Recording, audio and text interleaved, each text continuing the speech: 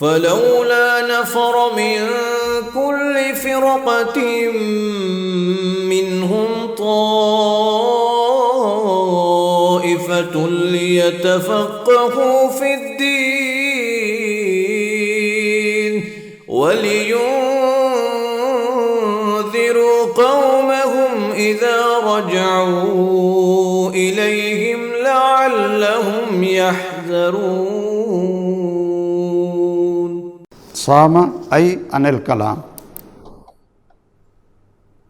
لیکن ہماری شریعت کی اصطلاح میں کیا ہے؟ روزہ کہ فجر کی اذان سے پہلے رکنا بنیت مخصوصہ، کھانے سے پینے سے، اور من قضاء شہوت، اور دوسرے بھی فسق و فجور سے، الی اذان المغرب. ہمارے ہاں اس کا نام روزہ ہے. صحیح ہے نا؟ یہ خاص عبادت ہے، اس کا نام روزہ ہے. تو اب صرف مطلق امساک اور یہ جو ہے یہ سارے کا سارا یہ ہوگا مجاز، اور اس کا مطلق معنی امساک و حقیقت ہوگا. اچھا، کچھ ساتھیوں نے ترجمہ کیا تھا کہ روزے فرض کیے گئے، اور بعد میں پھر انگلیاں اٹھا کر بعض نے کہا تھا کہ یہ معنی غلط ہے. صحیح یہ ہے کہ روزہ رکھنا فرض کیا گیا، روزہ رکھنا فرض کیا گیا. اور مجھے صرف یہ اطمینان حاصل کرنا ہے کہ یہ جو روزوں والا معنی ہے جمع کا، یہ کیوں غلط ہے، اس کی دلیل کیا ہے، اور روزہ رکھنا یہ صحیح کیوں ہے. سیام مصدر بھی استعمال ہوتا ہے، یہ کوئی دلیل نہیں، اس لیے کہ سیام بطور مصدر بھی استعمال ہوتا ہے اور بطور جمع بھی استعمال ہوتا ہے. صوم کی جمع کیا ہے؟ سیام.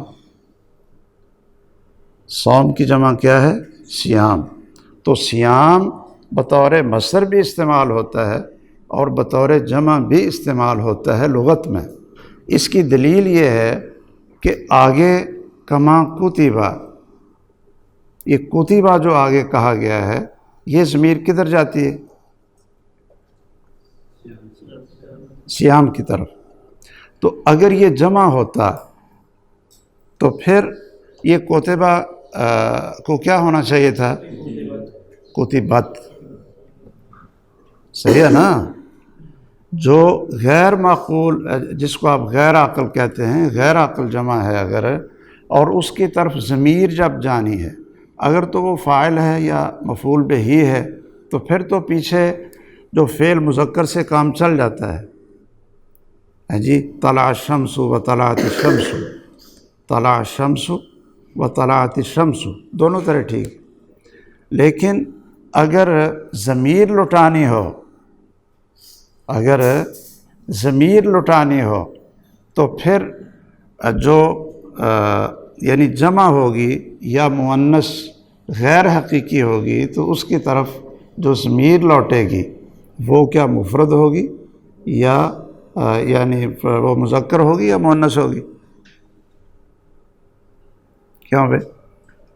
مؤنث ہوگی، مؤنث ہی ہوگی. تو اس سے یہ پتہ چلتا ہے کما کتبہ کہ یہاں سیام بمعنی مصدر ہے. سیام بمعنی مصدر، اور مصدر کا معنی روزے نہیں ہوتے. مصدر کا معنی روزہ رکھنا، روزہ رکھنا. اس لیے یہ معنی صحیح ہے. اب آپ اس کو اچھی طرح سمجھ بھی لیں، اور اس کو اگر آپ نے نحو کی کتابوں میں پڑھنا ہے تو وہاں اچھی طرح پڑھ بھی لیں کہ جب مؤنث غیر حقیقی کی طرف ضمیر لوٹتی ہے یا جمع غیر عاقل کی طرف جب ضمیر لوٹتی ہے تو وہ مؤنث ہی ہوتی ہے. لیکن جب اس کا فعل آگے ہو تو اس میں دونوں طرح سے ہی اس فعل کو آپ مذکر بھی لا سکتے ہیں اور یہ مؤنث بھی لا سکتے ہیں. یہ آپ نحو کی کتابوں میں دیکھ لیں. نحو کی غرض و غایت ہے وہ یہی ہے کہ لفظی خطا سے بھی انسان محفوظ رہے اور معنوی خطا سے بھی انسان محفوظ رہے. تو یہ اگر آپ اس کا ترجمہ روزے کرتے ہیں تو یہ معنوی خطا ہوگی. یہ کیا ہوگی؟ معنوی خطا ہوگی۔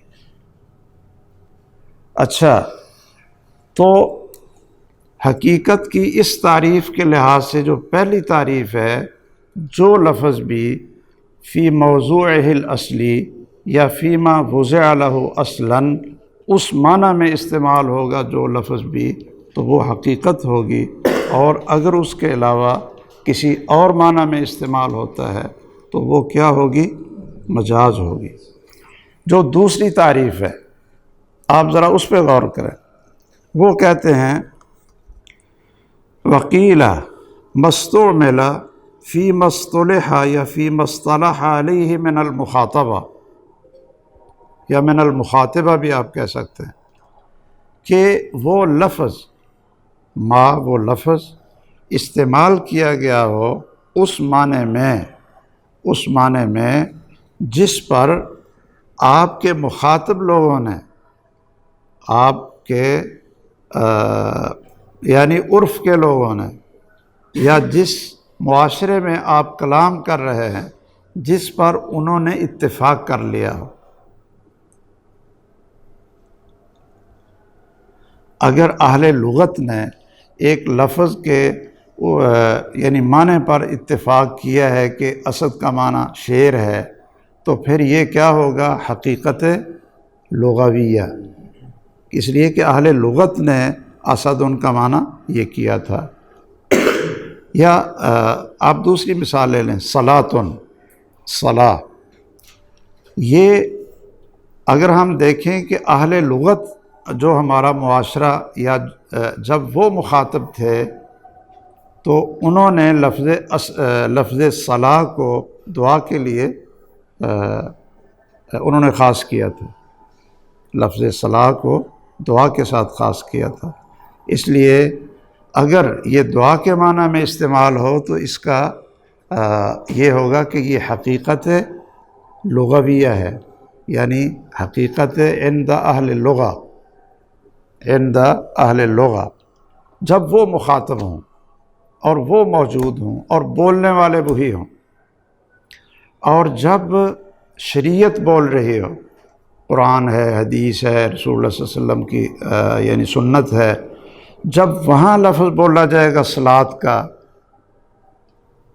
یعنی اہل شرع کے ہاں یا شریعت کی کتابوں میں، یعنی اس وقت تو وہی مخاطب ہے نا، کیوں جی؟ اس وقت تو وہی معاشرہ ہے، بولنے والے سننے والے وہ کیا ہیں؟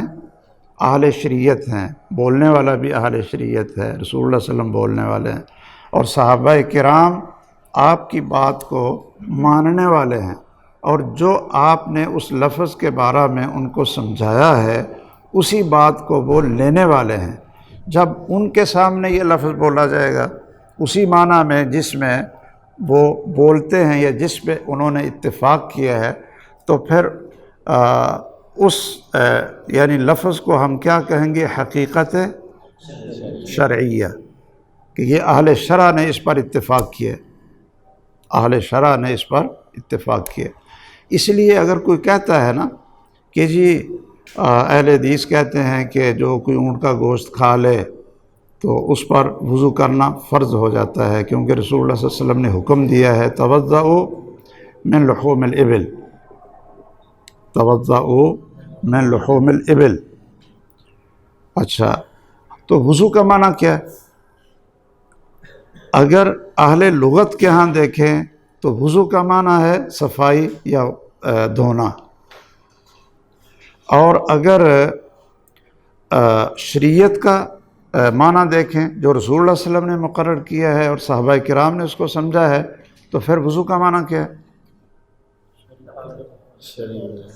ہاں، شرعی وضو کیا کہ بسم اللہ پڑھیں گے، نیت کریں گے، پھر آپ ہاتھ دھوئیں گے، پھر ناک پہ پانی کلی کریں گے، ناک پہ پانی چڑھائیں گے، پھر اس کو نکال لیں گے، پھر چہرہ دھوئیں گے، پھر یہ دھوئیں گے، یہ کریں گے، سر کا مسح کریں گے، خلال کریں گے، اور پھر آپ پاؤں کی انگلیاں دھویں گے، ہاں جی، اور پھر ان میں بھی خلال کریں گے، اور پھر آخر میں پڑھیں گے اشہد ان لا الہ الا اللہ۔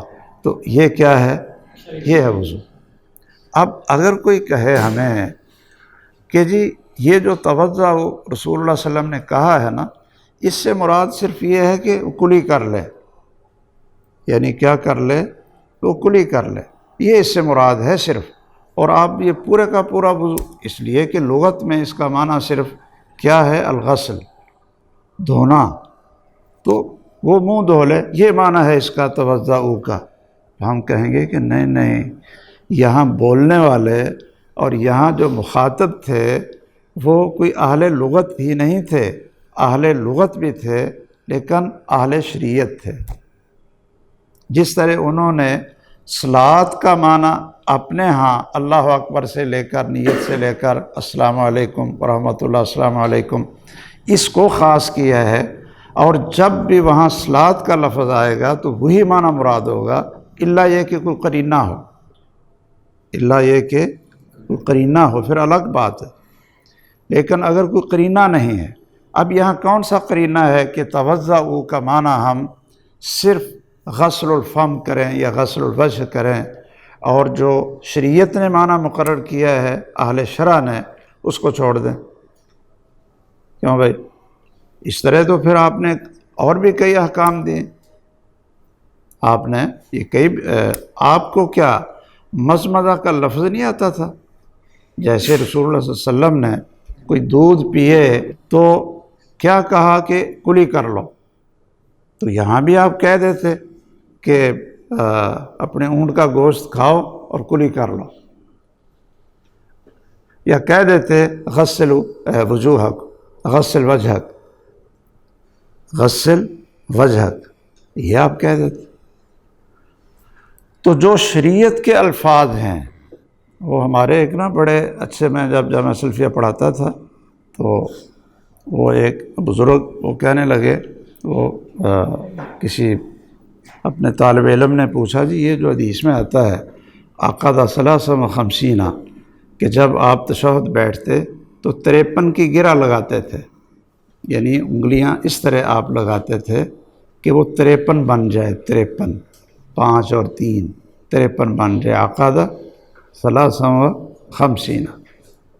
اچھا، تو کیا کہنے لگے؟ کہتے ہیں دیکھو یہ جو ہے نا یہ بن گیا 5، عربی اردو میں ایسے ہی 5 ہوتا ہے نا، کیوں بھائی؟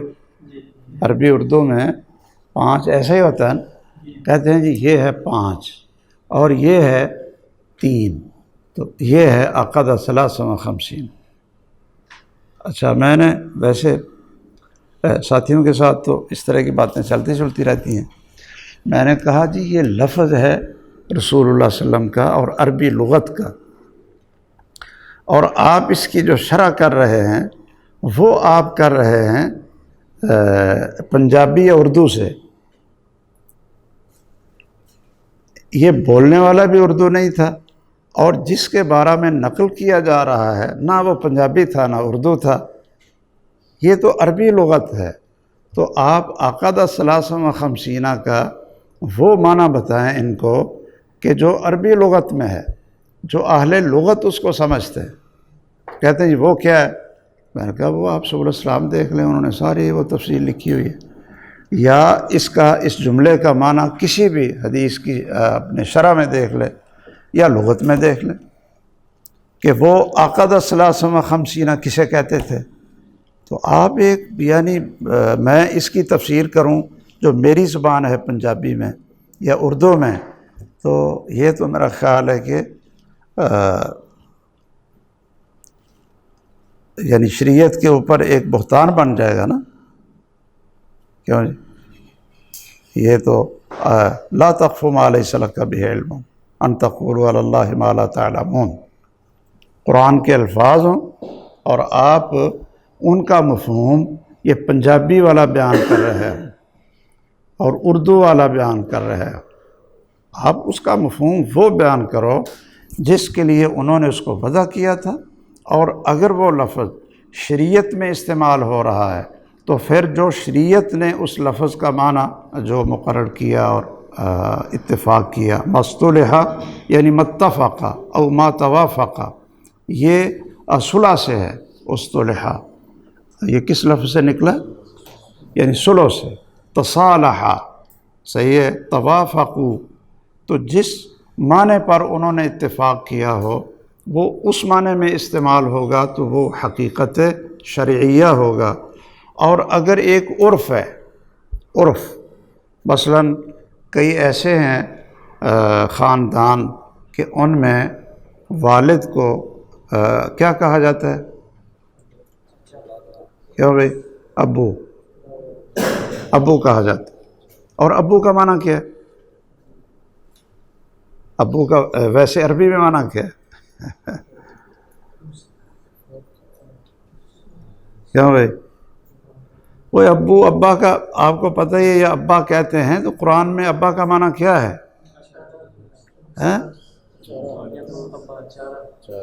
ہاں، چارے کو کہتے ہیں، چارے کو کہتے ہیں۔ اب آپ کے گاؤں کے عرف میں یا آپ کے خاندان کے عرف میں ابا یہ کسے کہتے ہیں؟ والد کو، والد کو کہتے ہیں۔ تو یہ جب اس معنی میں استعمال ہوگا کہ آپ ابا جی کہتے ہیں اور اس سے مراد آپ اپنا والد لیتے ہیں، تو یہ حقیقت عرفیہ ہوگی۔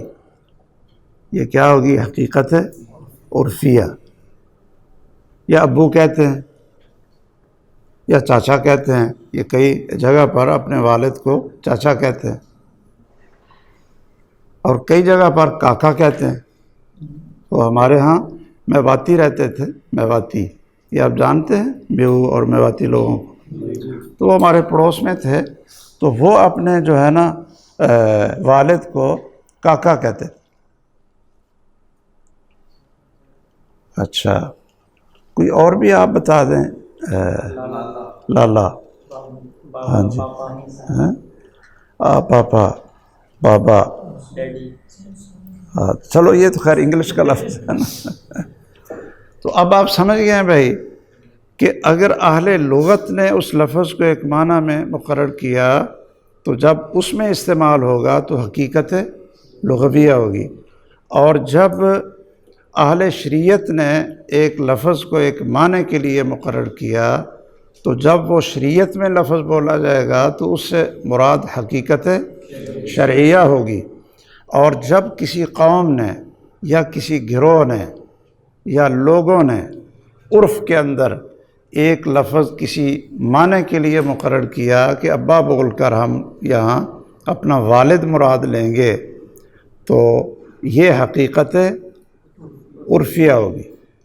تو دوسری تعریف کے لحاظ سے حقیقت کی 3 قسمیں بنیں گی، دوسری تعریف کے لحاظ سے، اور پہلی تعریف کے لحاظ سے حقیقت کی صرف ایک ہی قسم بنے گی، اور باقی خواہ اس کو آپ حقیقت شرعیہ کہیں وہ بھی مجاز ہوگا، اور یا آپ اس کو حقیقت عرفیہ کہیں وہ بھی مجاز ہی ہوگی۔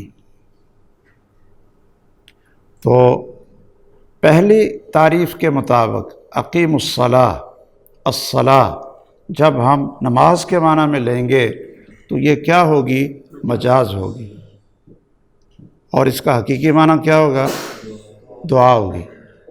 اور اگر دوسری تعریف کو ہم لیں تو پھر اقیم الصلاۃ، یہ جب شریعت اس کو استعمال کر رہی ہے، یعنی اللہ فرما رہے ہیں، رسول اللہ صلی اللہ علیہ وسلم فرما رہے ہیں، صحابہ اس کے مخاطب ہیں، وہ شریعت کو سمجھ رہے ہیں، تو پھر اس سے مراد جو نماز ہم لیں گے تو یہ مجاز ہوگی یا حقیقت شرعیہ ہوگی؟ حقیقت شرعیہ ہوگی، اور اسی طرح حقیقت عرفیہ ہے۔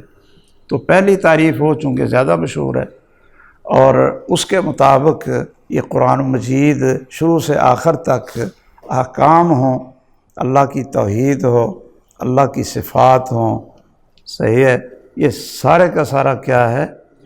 مجاز ہے، یہ حقیقت نہیں ہے۔ اچھا جی، مجاز کیا ہوتی ہے؟ یہ کہتے ہیں والمجاز ما تجوز عن موضوعہ، کہ جس سے تجاوز کیا جائے، جس کے ساتھ تجاوز عبارہ وتعدی، یعنی گزر جانا، کہ اس کے جو حقیقی معنی کو چھوڑ کر گزر جائے دوسرے معنی میں، دوسرے معنی میں، تو وہ کیا ہوگی؟ وہ مجاز ہوگا۔ اصلی اپنے موضوع لہو معنی میں استعمال ہو تو حقیقت ہوگا۔ اگر تجوزا، یہ جاز یجوزو کا معنی کیا ہوتا ہے؟ جاز الصراط، رستے کو عبور کیا، عبور کرنا۔ اگر وہ اصلی معنی کو چھوڑ کر اس کو عبور کر کے گزر کر دوسرے معنی میں وہ لفظ چلا جائے، وہ لفظ بول کر آپ اصلی نہیں مراد لے رہے بلکہ اس سے آگے گزر رہے ہیں۔ جاز یجوز، تجاوزا، جاوزا۔ مجاز کو مجاز اسی لیے کہتے ہیں کہ اس لفظ کو، وہ لفظ اپنے حقیقی معنی سے گزر گیا، اس کو اس نے چھوڑ دیا اور دوسرے معنی میں جا کر استعمال ہو گیا، اس لیے مجاز کو مجاز کہتے ہیں۔ یہ آپ کو سمجھ آ گئی؟ مجاز کو مجاز کیوں کہتے ہیں؟ اس لیے کہ وہ لفظ اپنے اصلی معنی سے گزر کر، تجاوز کر کے وہ دوسرے معنی میں استعمال ہو گیا۔ تو اس طرح مجاز کی بھی جو ہے نا وہ پہلی تعریف کے مطابق بھی جو بھی اس کے خلاف ہوگا وہ سب مجاز ہوگی۔ دوسری تعریف کے مطابق بھی اگر وہ لفظ اپنے لغوی معنی سے نکل کر شریعت کے معنی میں استعمال ہوا تو لغت کے لحاظ سے وہ مجاز ہوگا اور شریعت کے لحاظ سے وہ حقیقی معنی ہوگا۔ وہ کیا ہوگا؟ حقیقی معنی ہوگا۔ اور عرف میں اگر اس سے مراد کچھ اور لیا جاتا ہے تو پھر جب عرفی معنی مراد لیں گے تو وہ عرف کے معنی میں حقیقت ہوگا اور لغوی معنی میں کیا ہوگا؟ اہل لغت کے ہاں وہ مجاز ہوگا۔ یعنی ایک ہی چیز اہل لغت کے ہاں حقیقت ہے اور وہی چیز اہل شریعت کے ہاں نہیں، یعنی وہ چیز اہل لغت کے ہاں مجاز ہے اور شریعت کے اصطلاح میں وہ کیا ہوگی؟ حقیقت ہوگی۔ ہاں جی، حقیقت شرعیہ ہوگی۔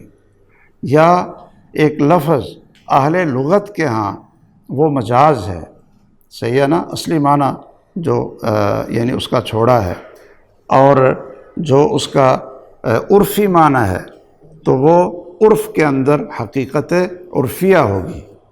یہ ایک بہت بڑی بحث ہے، اس کے ساتھ تعلق ہے اصول الفقہ کا۔ وہ یہ ہے کہ اگر لغت اور حقیقت لغویہ اور حقیقت شرعیہ کا تعارض ہو تو پھر آپ مقدم کس کو کریں گے؟ کیوں یہ کس کو مقدم کریں؟ بتائیے۔ اچھا، پہلے سارے ہی بول رہے تھے، اب سارے چپ ہو گئے۔ ہاں جی، حقیقت شرعیہ مقدم ہو اگر تعارض آ جائے کہ لغت کچھ اور کہہ رہی ہے کہ صلاۃ کا معنی دعا ہے، بس آپ اس طرح بھی کر لیں تو صلاۃ پوری ہوگی، صحیح ہے۔ تو شریعت نے اس کا ایک معنی مقرر کیا ہے۔ یہ آپ اختلاف پڑھتے رہتے ہیں نا کہ وَاسْجُدُوا وَارْكَعُوا۔ اب سجدے کا معنی لغتاً کیا ہے؟ وضع الجبہۃ علی الارض، وضع الجبہۃ علی الارض۔ اور رکوع کا معنی کیا ہے؟ مطلق الانحناء، الانحناء یعنی جھکنا، یہ ہے لغت کا معنی۔ لیکن رسول اللہ صلی اللہ علیہ وسلم اور صحابہ اور احادیث یہ کس کو سجدہ کہتی ہیں؟ کیوں بھائی؟ کہ اس کی پیشانی، ناک، 7 اعضاء وہ زمین پر لگیں اور ساتھ اطمینان بھی ہو، حتیٰ تطمئن راکعاً ساجداً، حتیٰ تطمئن ساجداً، اطمینان بھی ہو، صحیح ہے، اور اس میں آپ پڑھیں سبحان ربی الاعلیٰ۔ یہ ہے رکوع یعنی سجدہ، یہ ہے حقیقت شرعیہ۔ اور حقیقت لغویہ کیا ہے؟ وضع الجبہۃ علی الارض۔ تو اب ہم کہتے ہیں کہ جب شریعت یہ کہے گی سجدہ کرو، تو ہم وہ سجدے والی حقیقت جو رسول اللہ نے بیان کی ہے، شریعت نے مقرر کی ہے، ہم وہ مراد لیں گے، ورنہ آپ نے سجدے کے حکم پر عمل نہیں کیا۔ اچھا، باقی جو چیز میں نے یہاں صرف بتانی تھی کہ یہ تو ہیں باتیں جو کتابوں میں لکھی ہیں کہ کلام کی دو قسمیں ہیں، ایک حقیقت ہے اور ایک مجاز ہے۔ اور حقیقت کا معنی کیا ہے؟ دو انہوں نے تعریفیں کی تھیں، وہ امید ہے کہ آپ سمجھ گئے ہوں گے، کیوں بھائی؟ اور اس کا نتیجہ کیا نکلتا ہے، اور دوسری تعریف کے مطابق نتیجہ کیا نکلتا ہے؟ صحیح ہے، پہلی تعریف کے مطابق یا دوسری بھی تعریف کے مطابق اللہ کی صفات، اللہ کے اسماء، اللہ کی پہچان، وہ ساری کی ساری مجاز ہے دونوں تعریفوں کے لحاظ سے ان حضرات کے ہاں، یہ خواہ اشاعرہ ہوں یا ماتریدیہ ہوں یا معطلہ ہوں، جہمیہ ہوں، تو یہ پورا قرآن۔ اور پہلی تعریف کے لحاظ سے یہ جتنے الفاظ ہیں، اقیموا الصلاۃ، آتوا الزکاۃ، وللہ علی الناس حج البیت، جی، وکتب علیکم الصیام، یہ سارے کے سارے کیا ہیں؟ مجاز ہیں۔ تو یہ تو پورا قرآن ان لوگوں نے مجاز بنا دی، حقیقی معنی وہ یعنی متروک ہے، چھوڑ دیا۔ یہ تقسیم کیسی ہے اور یہ تقسیم کب شروع ہوئی اور کیا یہ تقسیم صحیح ہے یا نہیں؟ ٹھیک ہے، ہمارے نزدیک یہ تقسیم باطل ہے، فاسد ہے اور ایک طاغوت ہے۔ یہ کیا ہے؟ طاغوت ہے۔ اسی لیے حافظ ابن قیم رحمہ اللہ نے مجاز کو الطاغوت الثالث، یہ اس میں الصواعق المرسلہ میں یا مختصر الصواعق المرسلہ ادھر پڑھی ہے، اس میں انہوں نے الطاغوت الثالث یہ کہا ہے کہ یہ مجاز ہے۔ یہ وہ بت ہے جس کی وجہ سے قرآن مجید کے الفاظ کو مجاز بنایا گیا، شریعت کے الفاظ کو اصلی معنی چھوڑ کر مجاز میں استعمال کیا گیا۔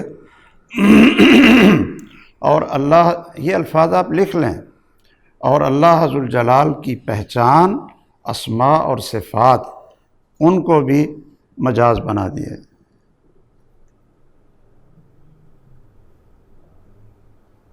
اگر یہ تقسیم صرف کلمات کو سمجھنے کے لیے نہ ہوتی، اور یعنی سمجھنے کے لیے ہوتی، صرف ایک بات کو سمجھنے کے لیے، اور اس پر یہ فاسد اور کافرانہ اور باطل یہ نتائج نہ نکلتے، تو پھر ہم کہہ دیتے جی یہ تو ایک تفہیم کے لیے تقسیم ہے۔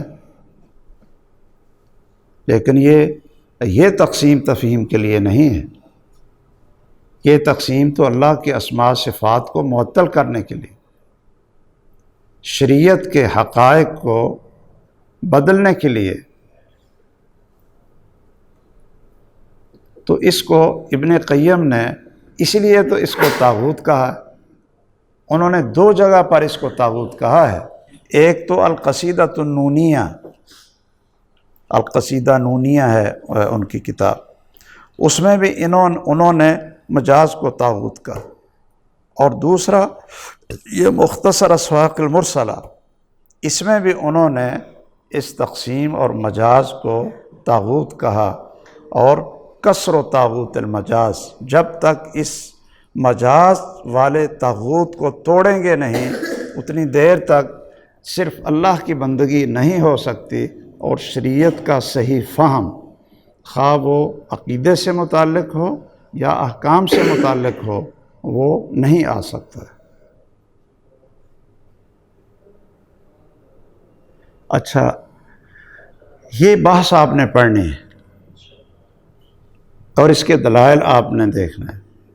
جو کہتے ہیں کہ یہ مجاز ہے، لغت میں بھی ہے، قرآن میں بھی ہے اور حدیث میں بھی ہے، ان کے دلائل کیا ہے؟ صحیح ہے، ان کے دلائل کیا ہے؟ مثلا وہ کہتے ہیں دیکھو جی، کیا ہے کہ فوجد جدارا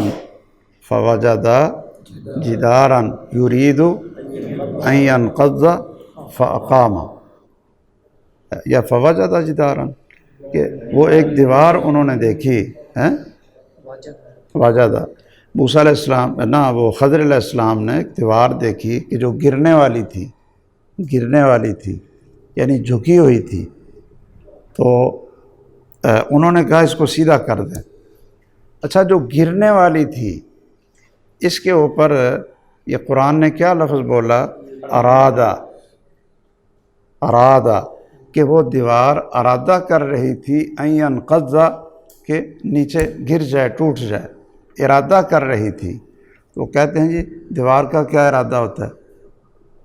ارادہ تو انسان کر سکتا ہے، جس کے اندر فہم ہے، جس کے اندر شعور ہے، جس کے اندر سمجھ ہے۔ تو اس لیے ارادہ چونکہ یہاں لفظ بولا گیا ہے دیوار کے اوپر، لہذا یہ لفظ اپنے حقیقی معنی میں نہیں بولا گیا، بلکہ یہاں اس کا معنی جو آپ لیں گے میلہ الی السقوط، آپ یہاں ارادہ کا معنی کیا لیں گے؟ میلہ الی السقوط، کہ وہ گرنے کے لیے جھکی ہوئی تھی، مائل ہوئی پڑی تھی یا جھکی ہوئی تھی گرنے کے لیے۔ تو اب ارادہ کا معنی تو صاحب شعور اور صاحب حس سے ہو سکتا ہے، اور یہاں وہ اصل معنی مراد ہے نہیں، یہاں اس سے مراد ہے میلہ الی السقوط۔ تو لہٰذا یہ یہاں اس میں استعمال ہوا ہے مجازی معنی میں، جو اس کا اصلی معنی تھا آپ پھر وہ کریں، یہاں حقیقی معنی آپ کہیں گے دیوار نے ارادہ کیا۔ اسی طرح ان کی یہ دلیل ہے، وہ کہتے ہیں لیس کمثلہ شیء، لیس کمثلہ شیء، وہ کہتے ہیں کہ یہ جو کاف ہے یہ زائدہ ہے، یہ کیا ہے؟ زائدہ ہے، اور اگر اس کا حقیقی معنی یہاں مراد ہو اور جو اس کا معنی بنتا ہے تو پھر آپ وہ مراد لیں، اور اس مراد سے اللہ کی مثل کی نفی نہیں ہوتی، کیونکہ اگر دونوں آپ کہیں گے لیس مثل مثلہ شیء، کیوں جی؟ لیس مثل مثلہ شیء، کہ اللہ کی مثل کے مثل کوئی چیز نہیں ہے، باقی اللہ کے مثل کی نفی نہیں ہے،